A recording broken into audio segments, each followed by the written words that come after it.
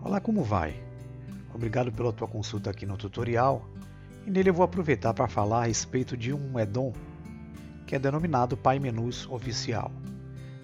Quando falo de add-on, eu estou falando aqui de complemento, que é um script que pode estar agregado ou não ao programa e pode estar ativado ou não durante o uso desta interface inicializadora aqui.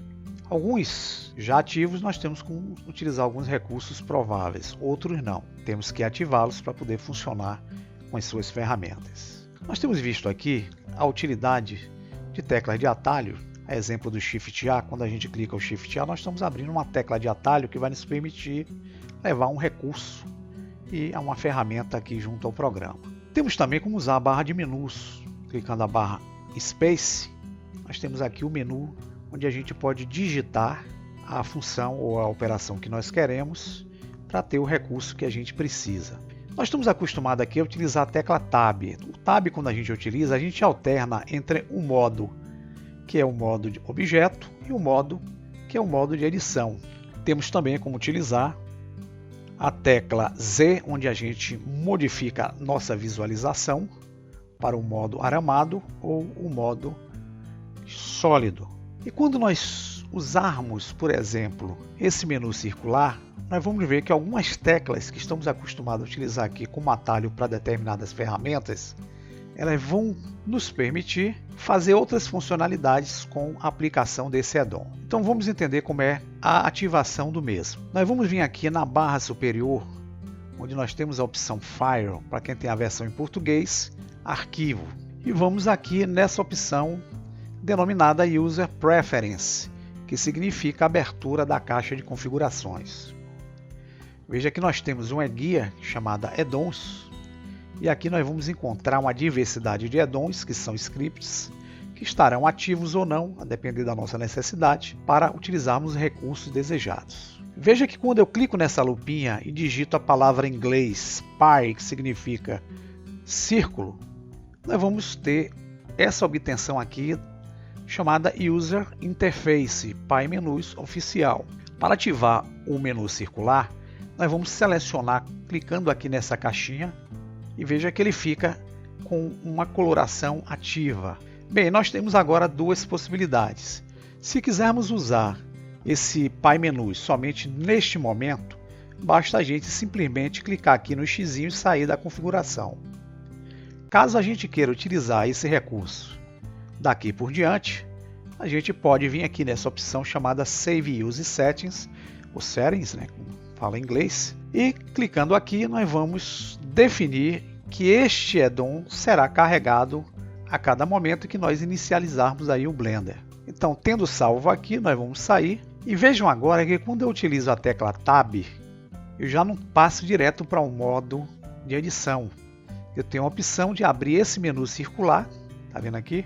Onde eu com o movimento eu posso rodar o mouse aqui, ó, e com o botão esquerdo eu posso selecionar qualquer uma dessas opções.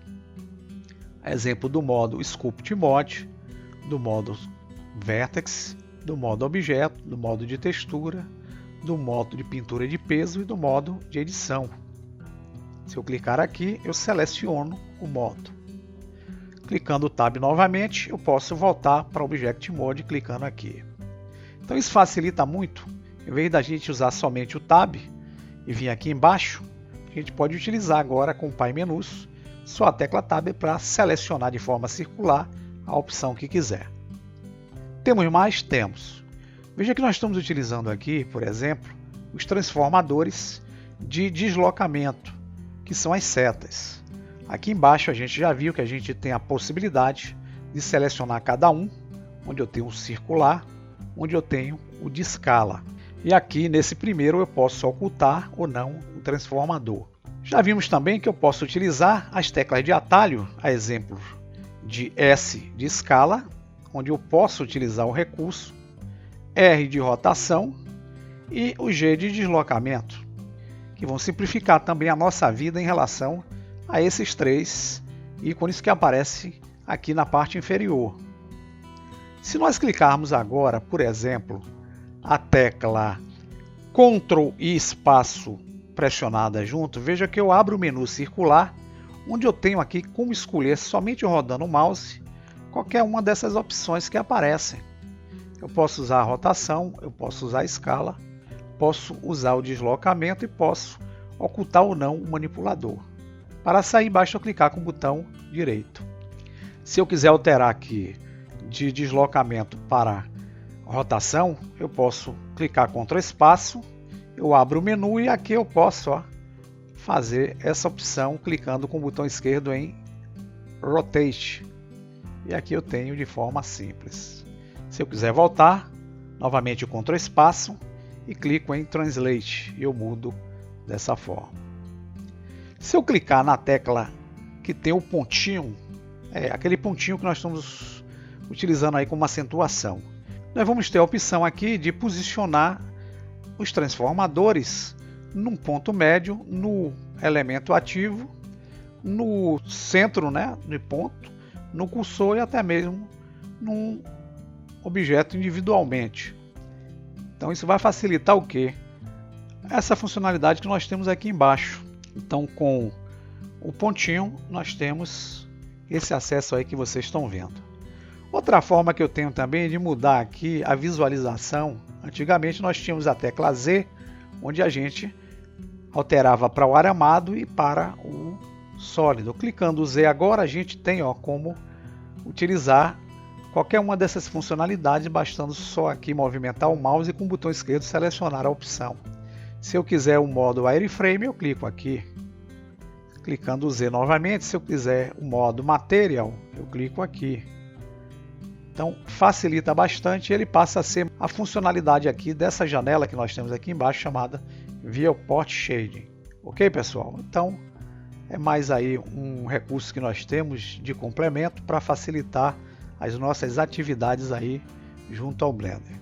E aproveite para utilizar durante os projetos que vocês estiverem desenvolvendo no Blender. Até o próximo tutorial. Forte abraço!